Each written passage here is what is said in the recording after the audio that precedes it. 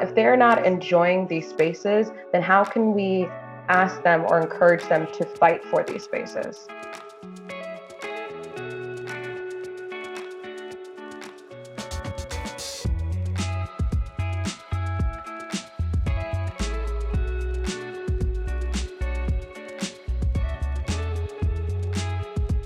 It really grew my connection to climate change and climate activism, feeling like one with the earth and how important it is, and understanding that it is not a resource we will always have if we don't protect it. It really just brought me a lot of joy, and also brought like this sort of awakening that there aren't a lot of people that look like me in these sectors and these professions.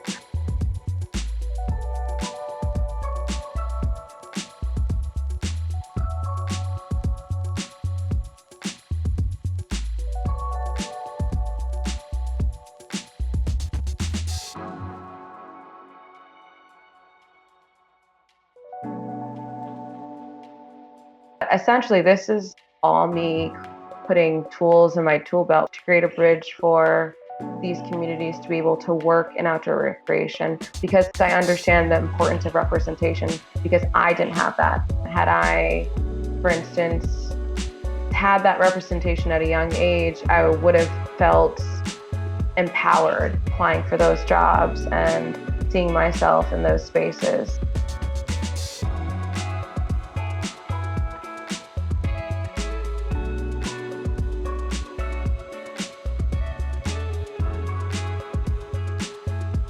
It's really hard to be active in climate activism when you are so entrenched in the effects of the problem, when you're also dealing with things like oppression, when you're dealing with police brutality, when you're dealing with just being Black in the world or being marginalized, being in a community of color in the world. You're just trying to survive. A lot of the individuals who are affected by Katrina, it's climate change, but they're not thinking about that. People who are not able to leave are thinking about clean water. They're thinking about food. How can they think outside of the effects of climate change and fighting for it when they're so deeply affected by it? They're just trying to survive.